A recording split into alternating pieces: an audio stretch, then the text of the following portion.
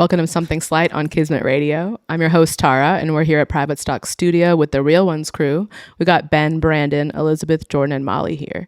Real Ones is a Chicago-based event production company and multimedia music platform which started in 2020. Since then, they've interviewed over 100 artists and creatives, produced countless events, and curated monthly playlists. But I know I'm just skimming the surface. So welcome to the studio. How's everyone doing? We're doing good. Come on, yeah. All right. Before we get into our conversation, we're going to play a few records.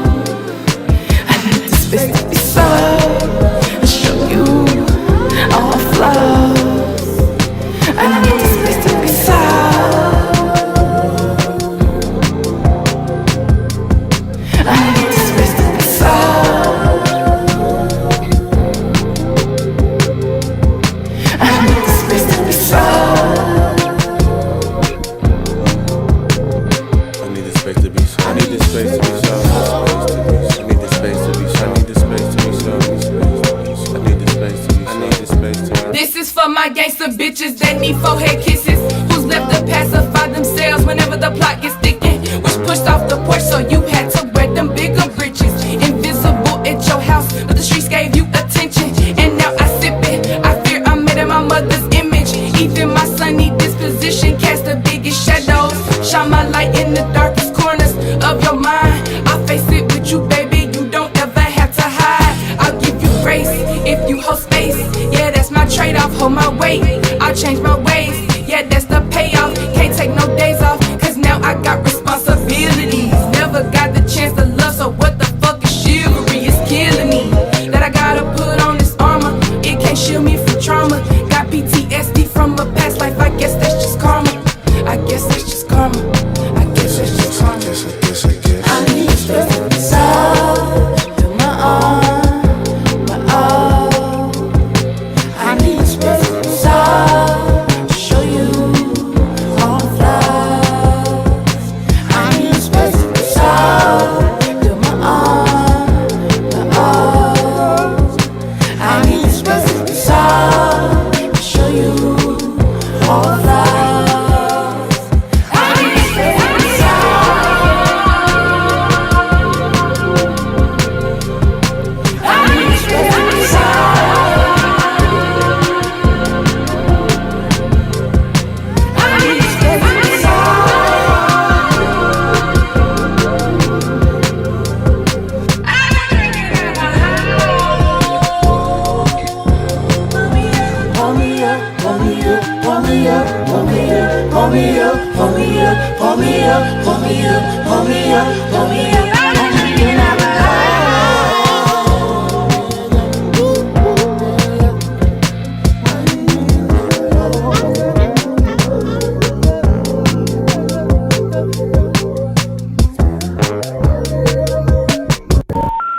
The caller you have reached is currently emotionally unavailable. Please hang up and don't call again. Goodbye. I woke up today and I'm feeling some type of way. They ask me how I feel, but I don't have shit to say. I woke up today and I'm feeling some type of way. They ask me how I feel, but I don't have shit to say. Can we keep going? I woke up today and I'm feeling some type of way. They ask me how I feel, but I don't have shit to say.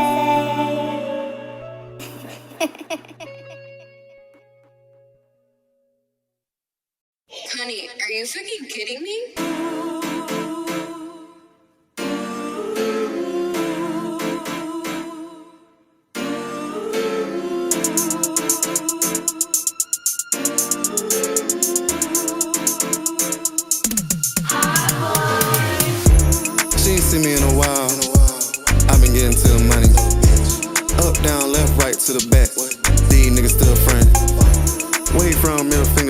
6, I go across your head like a ducky.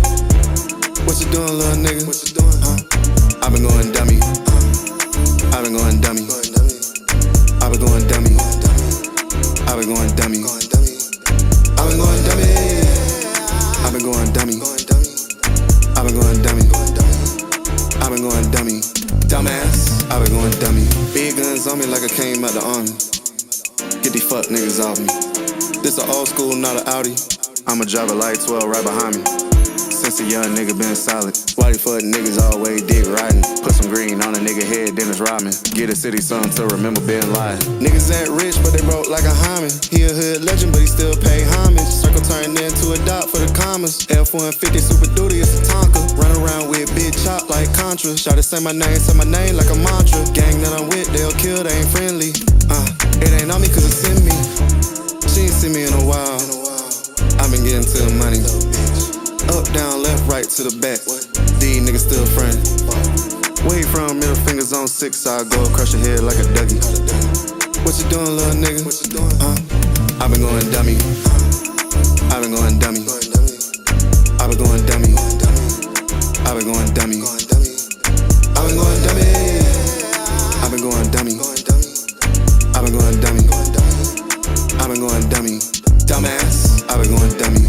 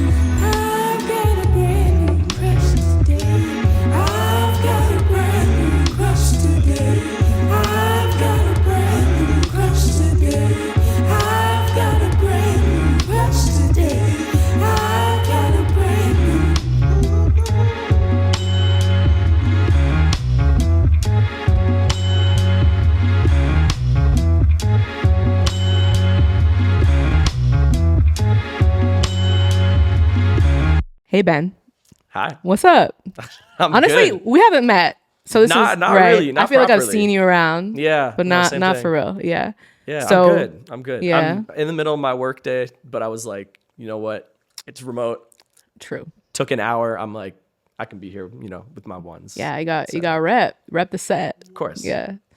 So how long have you been in Chicago? You're not from here. Not from here, no. But I don't try to hide that from anybody. That's Why not would like you a do big that? secret. No, I don't think. Because people would assume, just for the Oh. love that I have for the city. True. But then people find it, they're like, oh, I didn't know that. But I think I come from a different perspective, you know, that can be a good thing at times. And of course also like there's just stuff I don't know that I need to be caught up on, which Yeah, for sure. that's fair. But I moved here properly in like August 2022, but I went to Northwestern the 4 years before. So Oh, so you've been here. yeah. You would come to the 2018. city. Mhm. Oh, okay. Definitely. Okay. I was going to a lot of concerts in the city for the student radio station that I was part of, just doing reviews, getting to go to shows for free. Were you always writing about music? That was definitely like, as soon as I started really doing journalism, that was pretty much in it from the jump. Like Yeah. I liked I thought I had really good taste, you know, in high school, right? I was like, oh yeah, I'm tapped in, right?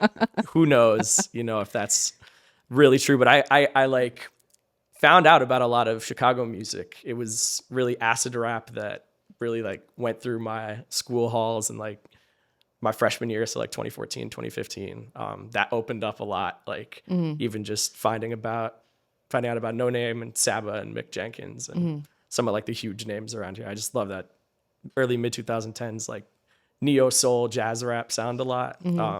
It like made me want to come out here a little bit more, but it was really like an academic decision first. And then I decided, yeah, you know, I just wanted to stay. I didn't Why? think it was why? Yeah. I mean, I wanted to get away from New York. That's where I grew up. The right? city or the I was in the upstate? burbs. Okay. I was in the burbs. It's upstate is controversial because people are like, you know, anywhere north of the city is upstate, but there's 8 hours of New York upstate. So Yeah. I was in Westchester, a town called Larchmont. That was about 30 minutes north of the city. Not technically upstate, I would say, but it was just inaccessible to get to the city. It was like a 20-minute train or $20 train ride around trip, okay. like minimum. Yeah. And then you'd have to take subways everywhere. That's just to get into like the center of the city.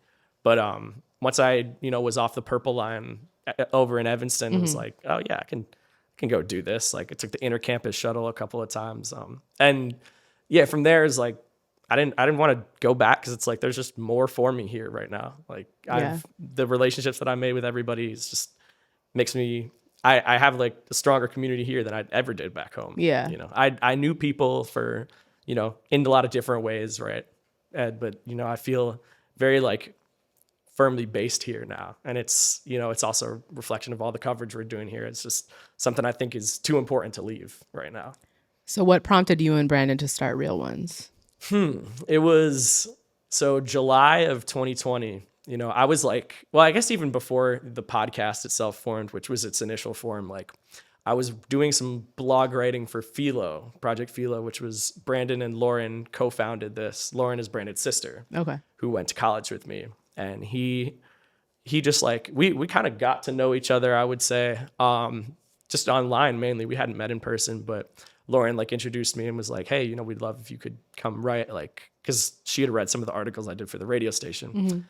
And so I was like, I had that outlet during the pandemic, like March, April, May 2020. And there was it was like nothing really to do, no live shows to go to. So I couldn't tap into that at all. But I was like, I still want to kind of do some of these interviews in a different way, right? So I was just like, let me try to start this on Instagram Live or Zoom, right? And like, you know, that first interview I was saying, right, was on a park bench. Like I drove from Evanston to Blue Island, you know, to go and do that one with Brittany Carter, shouts out, you know. But it was, yeah, I mean, Brandon and Lauren were super crucial in like the reasons why we were even able to like get those interviews and, you know, even take us seriously because they just cared a ton. They were like, oh, if you don't want to make socials, like we'll post it on the Philo stuff. Like it'll be all kind of part of one thing, you know? And so the actual point where we said, you know, we're going to make Real Ones, like I put out this drunk tweet. I was like, oh, everyone wants Ben to start a podcast, right? Everyone's asking me, Ben, where's the podcast? Where's the podcast?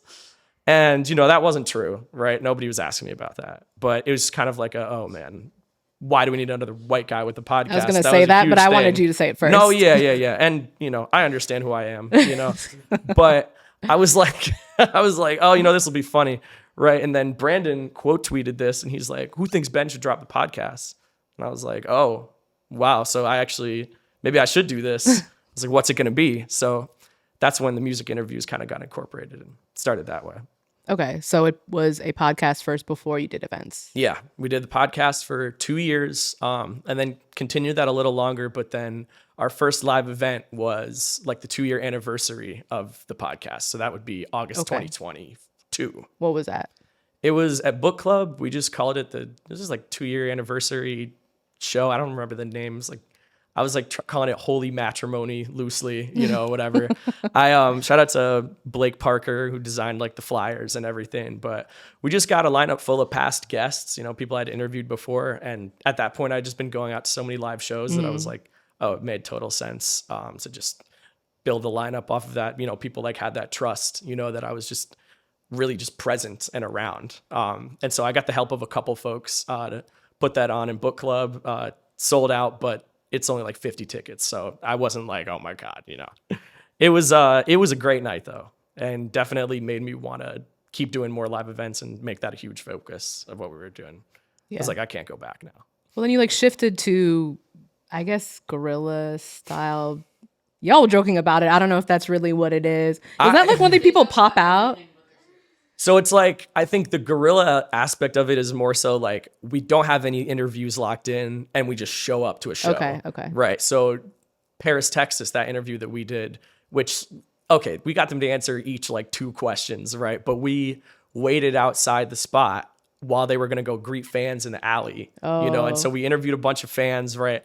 And then by the time we like were able to like sneak our way through to the front and ask them some questions, like people were like, holy shit, like, oh my God, what are they going and doing right now? So that like, we got some eyes on us from that, not even like big break sort of thing, but people were interested in what we were doing. And like, there are a few people that were there that are like in this like Real Ones group chat that we have right now that like are really invested in what we're doing. It's because we were like there on the ground. But a lot of this stuff, when I say, if we talk about, guerrilla, like that's really what that is, the fan interviews mostly. But other times we're just coordinating interviews with publicists and like after doing shows. stuff backstage. Yeah. But that's definitely a big part of what we do. And I just think it's because of I always wanted to return to doing stuff at live events and also doesn't give us the need to pay for space, Yeah. And that's like a good marriage of like doing the interviews and like also doing events and Yeah, it's convenient for the artist, they don't have to go to a separate location, and then we can also like as we build, relationships with folks, they can eventually start to come to us. Yeah. Cool. Well, we're going to take a look at a clip from your interview with Carrie Foe from last summer. Nice. I think when I first started out, I was just trying to make as much music as fast as possible. I think I was just like following the mixtape blog era where it was like you had to get music out like consistently and fast enough for people to kind of care. Over time, I just realized for me to make the most quality music, I had to take my time, live my life, and like find something to talk about that was inspiring to me. I don't rush making music. I have to take my time with it. At the beginning, you said interviewing Carrie was a bucket list interview for you. Yeah. What drew you to her music? Ooh, man. I mean, so I was like just thinking about this the other day because somebody was like singing. Carrie. Yes. No, we got her right here. If she's in frame. Okay, yes. It was wonderful interviewing you. So thank you, to your physical form right here. But this is sick, by the way. Like, yeah. That was a good I know purchase. she had these. Yeah. I found Carrie for the first time. It wasn't even on some Chicago ties. She was in the video so I was a huge Childish Gambino stan, right? 2014, he dropped Kawhi Stone Mountain, like that R&B project / mixtape, on Stone Mountain. He did a version of her song No Small Talk where he like had a verse, he just put a verse on it, right? And yeah, I mean, she was saying make it bounce back like Spalding. They had the remix. Yeah, she did a remix. It didn't. I don't think that version actually made it out on streaming, but I was like on SoundCloud running that. Like, and so that. I'm taking calls, no small talk, right? Like, I looked at the video, I was like, yeah, her confidence was just bursting at the seams. I kept like looking around for stuff. I was like definitely a big fan of her earlier work, and like SoundCloud, like when I was digging up through there, like her song Goddamn was really good. Rap Game Daria was an awesome one. And then she like kind of reappeared for me like when Pivot Gang like dropped their album. She did a verse on there and I started to like get back in tune with what she had been up to. But yeah, it's like there'd been love for years. I was like, I couldn't believe it. I had a ton of songs saved by her. I forgot that she did that Gambino song. That's probably how I found out about her. I looked in and the blogs were on that Yeah. so heavy. Like, and that's, you know, brings me back to a time like you've done your complex writing and DJ booth and stuff like Yeah. that. It's like, you know, that really was the X factor in like breaking an artist. So definitely times have changed. Yeah, But, definitely. yeah. It was a lot of publicity at that time. How do you select the people you want to interview? You know, we are so behind on interviews right now, so we may have to rethink this. But like, I think everybody, just because we've been recording so much, that it's like we're trying Hard to to get everything get out. it all out. Yeah. And so we're like in the process of bringing on new editors and everything, and like kind of trying to teach everybody, you know, a bunch of different skills. I've been doing most of the editing, like just about the entire time we've done video stuff. Yeah, it's intense. But on the question, like, I think I definitely have taken like a big role in curating who I'd like to pop on. And like, it does matter a lot if I'm already listening to, like, I think a lot of the last year was going after interviews that we previously felt like people wouldn't give us time of day. And then sometimes, you know, you see a 10K or a 12K on Instagram or whatever, and somebody on the PR team changes their mind and they're like, Right. oh, you know what? Maybe we actually will give this to you. So we've been building out a lot of relationships with like PR teams and everything to like set up those interviews. And, you know, so we're trying to like look through their clients, see who's coming into Chicago. Like a lot of our main interviews have started out on there just because, and to that point, it had been like, you know, we were talking to all sorts of Chicago artists. Like that's definitely where it was beginning, but it's like we have this like unprecedented chance now to like go after who we've like wanted to talk to for years. And so we're trying to focus on that, but also, you know, a lot of our shows and our playlists, right, we're gearing those more towards Chicago and still making sure we're doing like news posts, feed posts, like cool shit that's happening around, and then also still making our presence known at the shows, showing up for folks that are just genuinely our friends too. Who are other bucket list people? Artists. I think everybody has their own on the team, so I definitely like everyone else to answer too. But for me, we're trying to get Tia Corinne real bad. Oh, cool. March 2nd. You know, Freaky T. fingers crossed. Yeah. I've emailed her back in 2021. Oh shit. When she like first dropped that song with Kenny Beats. And yeah, it's been a lot of back and forth. I know everyone you need to talk to basically, but we'll see if she's got the time.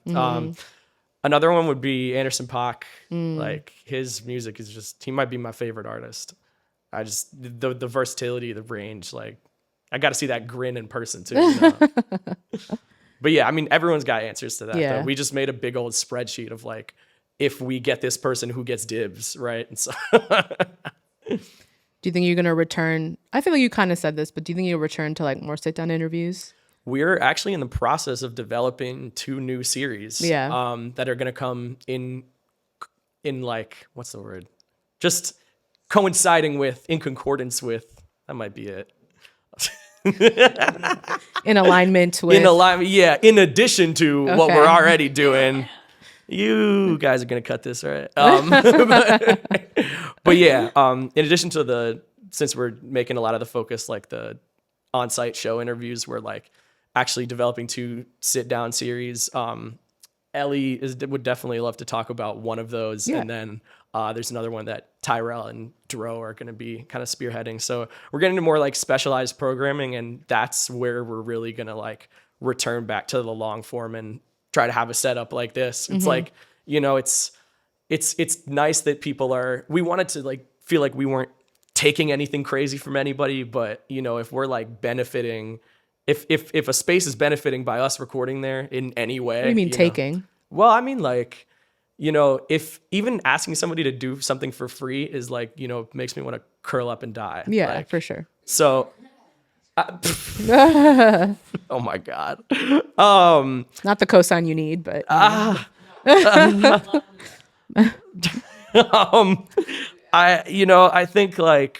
think, you know, even Molly and Josh having like all this great camera equipment, or Ellie and Jordan volunteering their photography skills, eventually like Sydney and Ty, you know, doing their hosting, right? It's like everybody's playing a part, right? Everyone deserves, you know, a slice of the pie, right? So right now there is no pie. Yeah. So if we get strategically connected, and we're able to like turn this into revenue, then obviously everybody is getting what they, ideally deserve, right? But those asks just generally make me uncomfortable. It's something you got to fight against. So like, hey, can I use your space? I don't have any money. Or do I want to use my personal finances for something like this? What do I have available? What am I comfortable investing? Like, it was a tough combo. Like at first I didn't even want to pay like $10.99 to upload our podcast episodes at first, but I got comfortable doing a little bit more with that front. And, I've definitely spent like some stacks for shows that maybe I shouldn't have, but it's,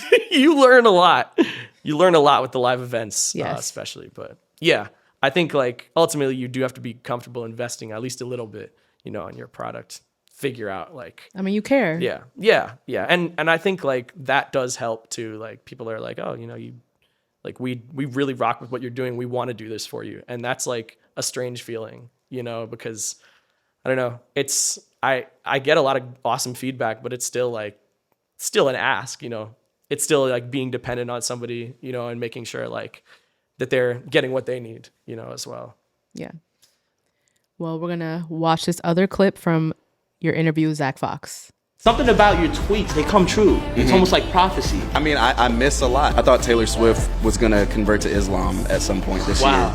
We have a couple months left, you know what I mean? But well, it's not looking hopeful. And at this point, even if she flirts with the idea, I'll take it. No, that's good enough, honestly. If Taylor Swift is seen in the club reciting A$AP Ferg and she says, Alhamdulillah, I'm going to take that as a win. I'm going to take that as... She rapping that song at all. I think you got it. You weren't conducting the interview, but you were present. Yes. Yeah. And I ended up shooting the show, like photography that night, which was really cool. Oh, sorry, Jordan. Yes. I feel like I didn't identify you because you're not Ben. No, I'm not. I'm not Ben. No. Yeah, right. You changed your hair color. Yeah. Tyrell looks like Zach. A little bit, yeah. Just a little. That's what some say. Actually, a lot of people say that. Right. Y'all had a whole clip about it. Yeah, so right. That was a crazy thing to pop off too. Like everyone else, I wish Tyrell was here to explain a little bit of that, but they were both very enthusiastic about the whole thing. Yeah. Like Tyrell and Zach were very much entertaining the look-alike conversation. Yes. On both ends. It seemed like Zach thought Tyrell was funny, which is fun because Zach's supposed to be the funny person, right? Right. They seem to really enjoy each other too. Yeah. That interview was very seamless and it went like on and on. And But I feel like your interviews generally are both funny and insightful. How do you toe the line between those two things? Well, I think Ty and Sid specifically have a lot of expertise in really staying steadfast with their mindset during an interview because you never really know what someone's going to say to you.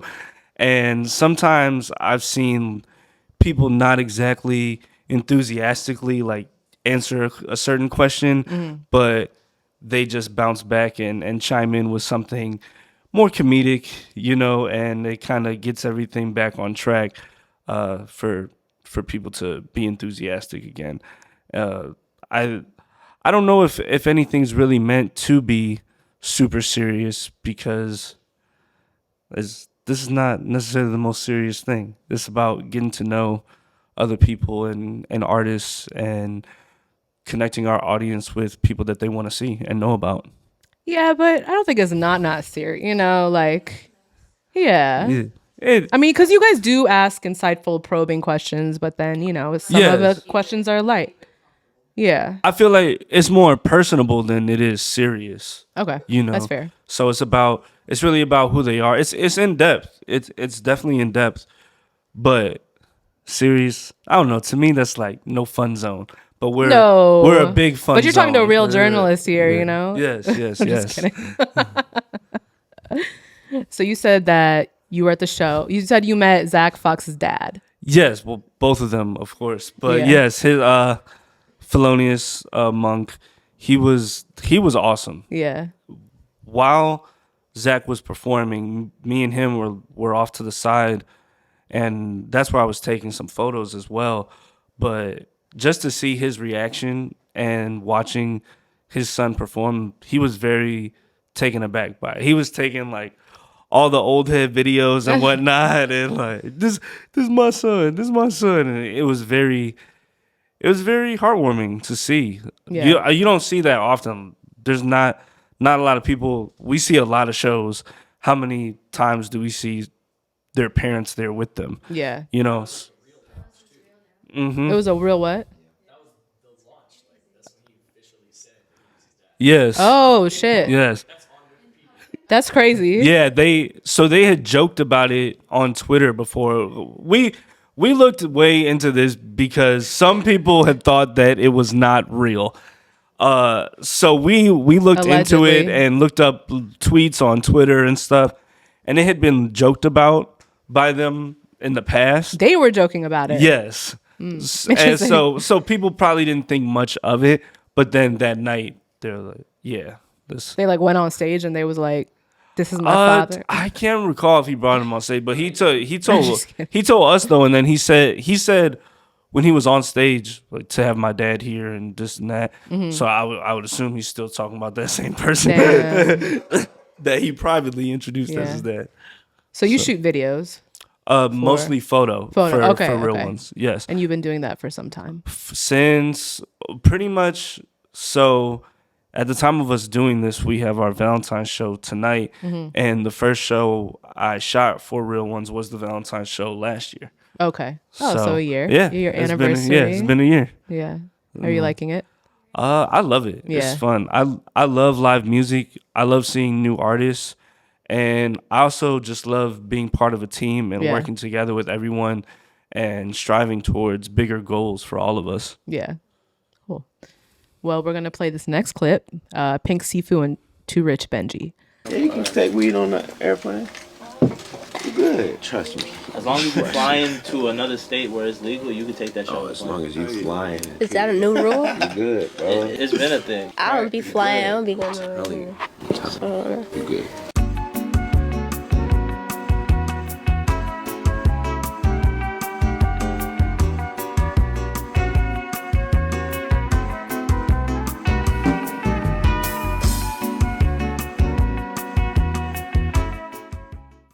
What's good, Brandon? What's good? So you and Ben co-founded Correct. Real Ones. Okay, tell me, because I didn't ask Ben this. So co-founder, Ben, what is your title? Shoot, I mean, head of booking, head of curation. Mr. One. Maybe not head of curation, co-head of curation, head of like interviews, head editor. I do most things. Yes. And you're co-founder. I'm just Brandon. Okay. For being honest. Fair. Like, this is Mr. One's over here. Well, so y'all recorded the Pink Sifu and Too Rich Benji clip at the compound. Shout out Classic. Shout out Classic. Yeah, that was cool. You said that y'all did a listening party there. Yeah. Too, recently. We did a listening party recently, which like was super cool. Yeah. Because we want to do more like events, listening party events, and that was like a really cool moment where we played an artist named Asha Muno's upcoming album.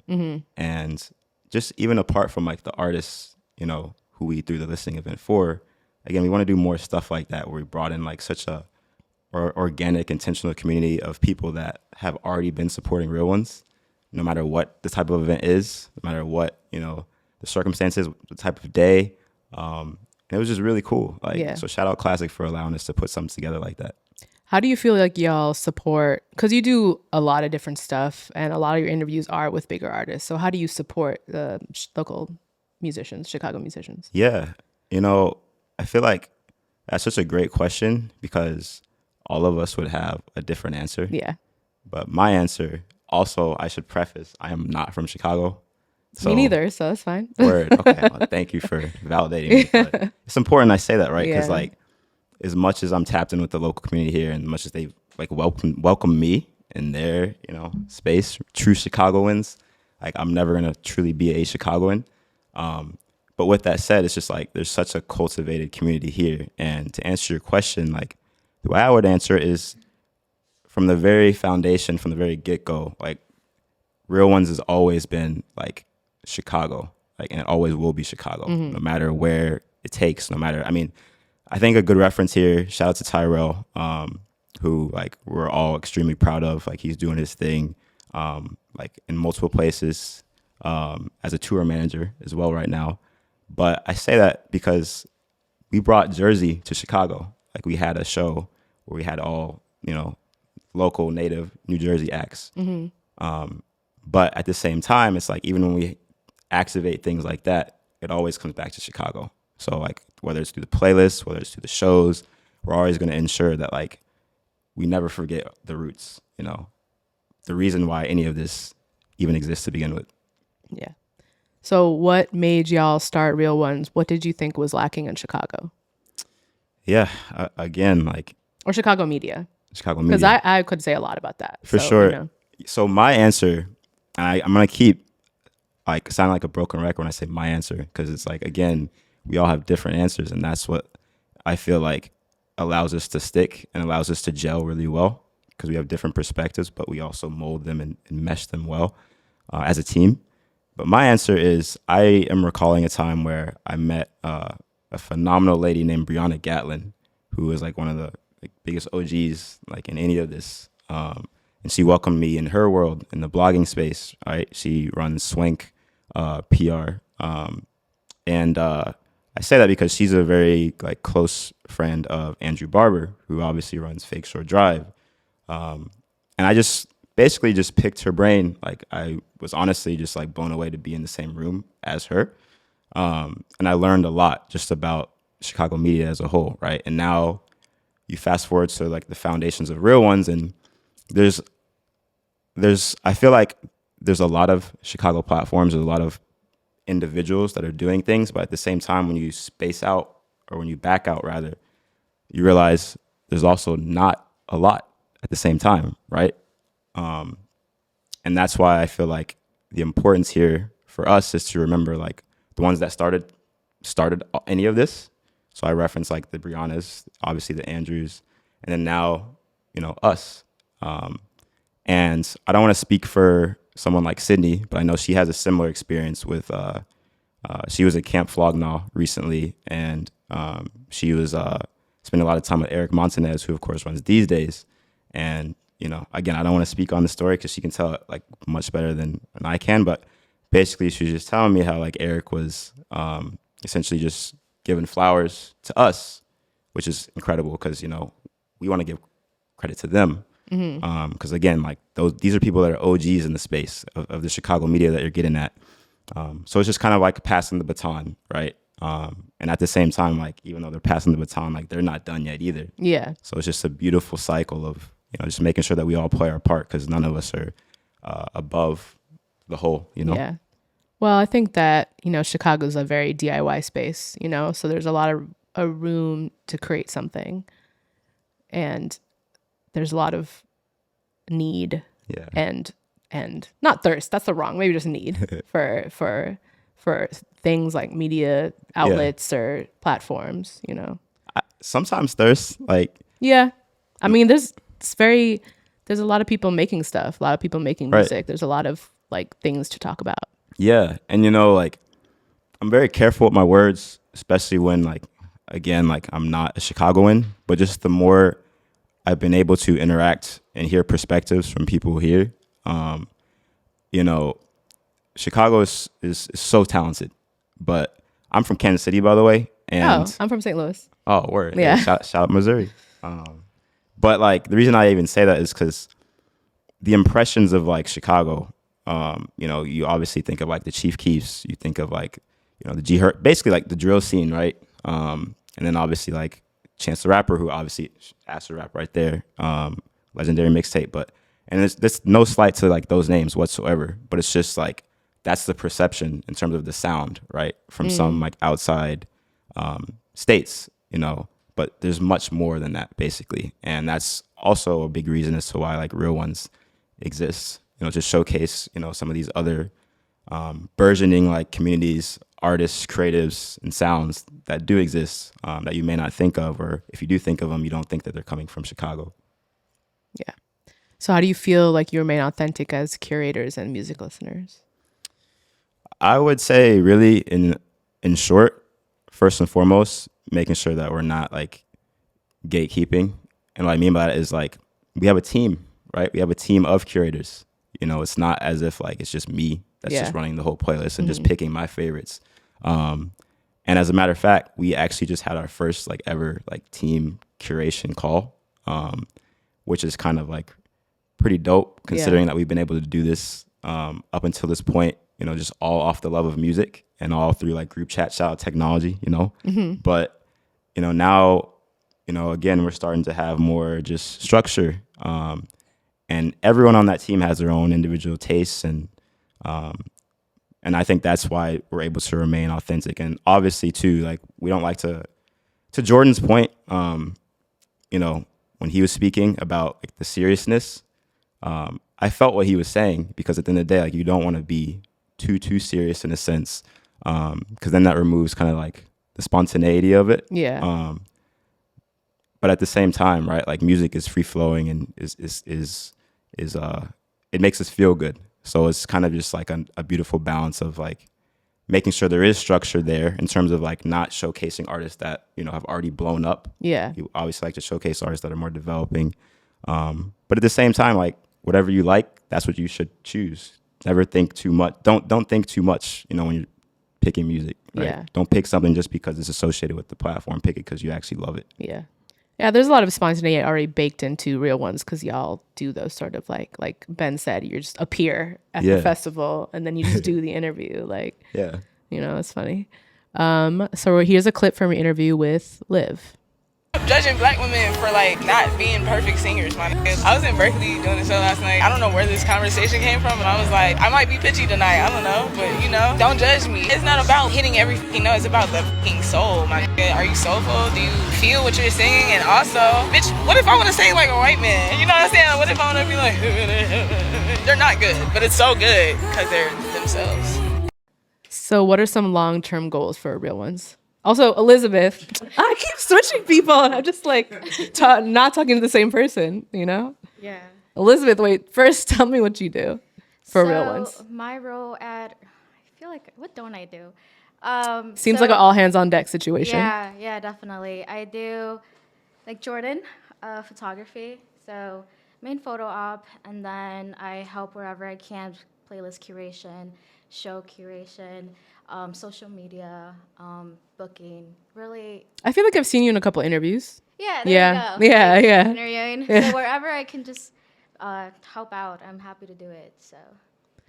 So long-term goals. Yeah, for Real Ones overall, I think a long-term goal is just to be more established as a music platform. You know, eventually use our platform to create safe spaces for artists in Chicago, women in Chicago. I think eventually make some revenue.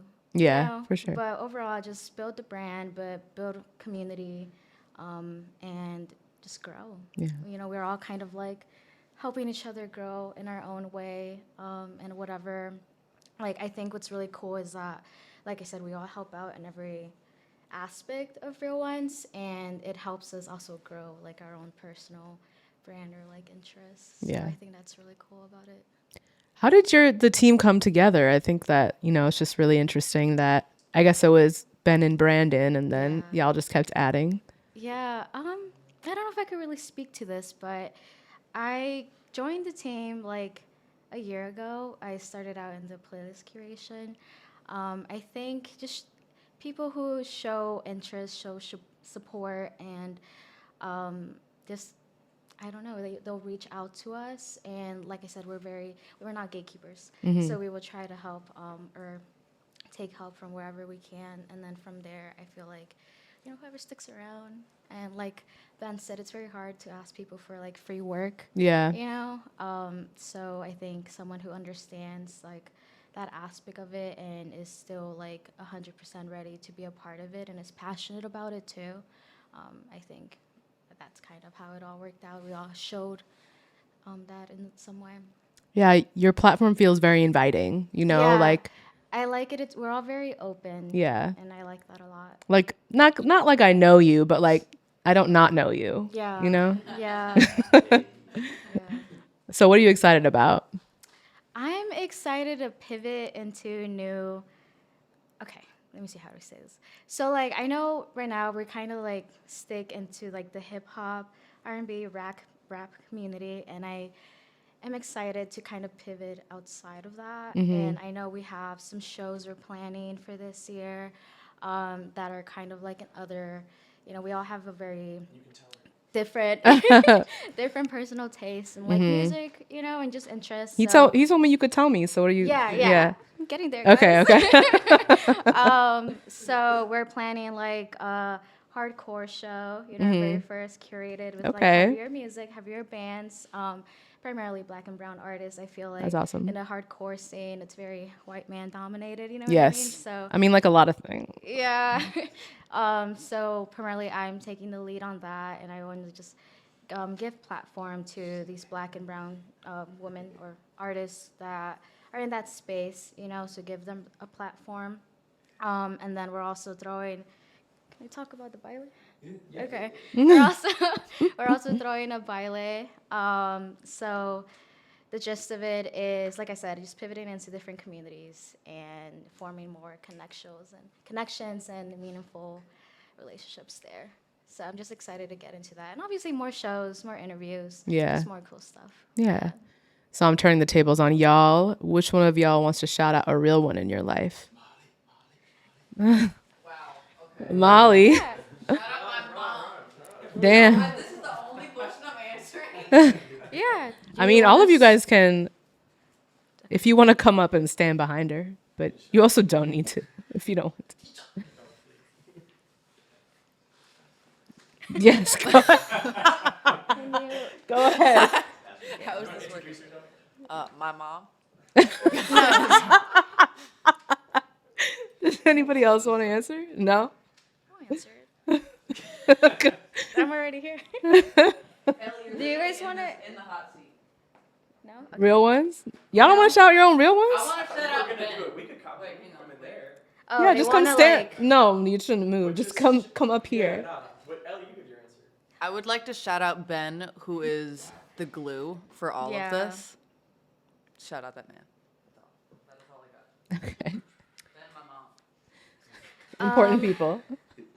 I'd like to shout out my mom. I'm a big mommy's girl. Aww. Huh? Happy Valentine's Day. Yes, happy Literally, Valentine's Day to all literally. moms and women. Women only.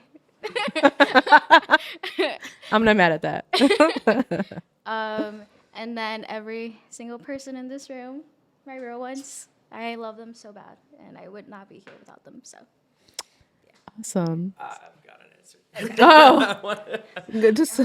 Shoot, I mean, I just want to, of course, I feel like all the real ones are implied as a shout out, of course, but it's like, I'm trying to go right into the camera right now. But, just shout out to everybody that's like given us a chance, platformed us, believed in us when we did not have any numbers to our name and we were just, really just like conceptual. Like Brandon Shotwell, I want to give a shout to in particular at 1833. He's helped us in so many ways. Just guest listing us for shows, like really teaching us about, what it actually entails to like go out and book something crazy.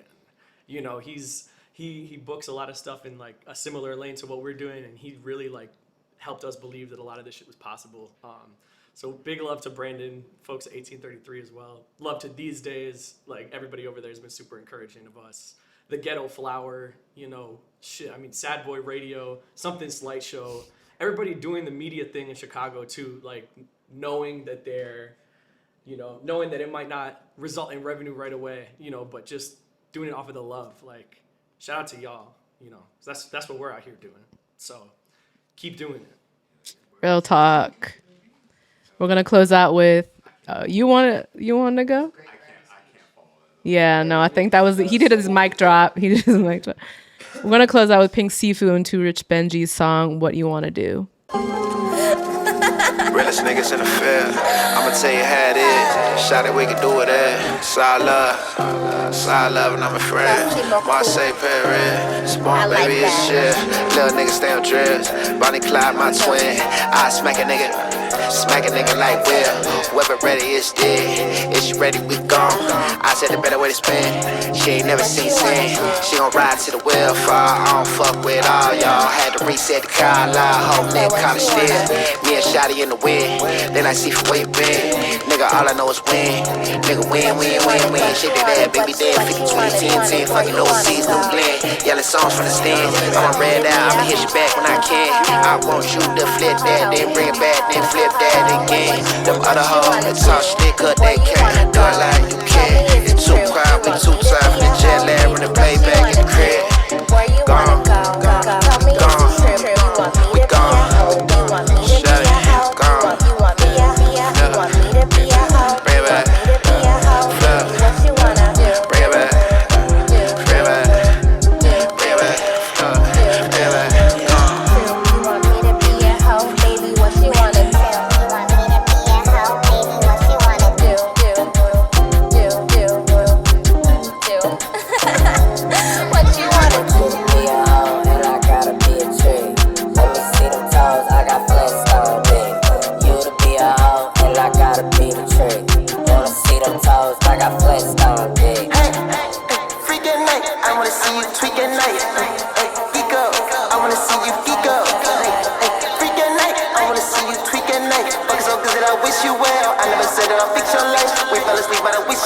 She wanna know what my dreams look like. Can't let her know she in my head, or she wanna know she just in my life.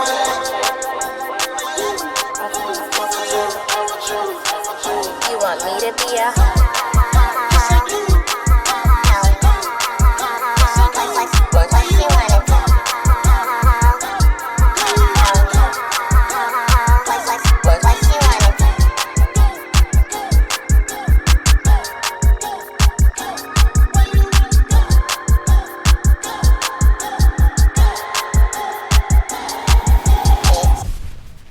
A big thank you to Real Ones for joining us today, and thank you to everyone for tuning into Something Slight on Kismet Radio. You can follow me on Instagram and Twitter at Young Noodle Cup. That's YUNG Noodle Cup. And Private Stock Studios on Instagram and Twitter at PVTSTCK. And we'll be adding today's songs to our Something Slight Spotify playlist. And where can people find Real Ones on socials? Oh, Instagram, YouTube, Facebook, all at Real Ones Show. Okay, cool. We'll be back March 6th for our next episode.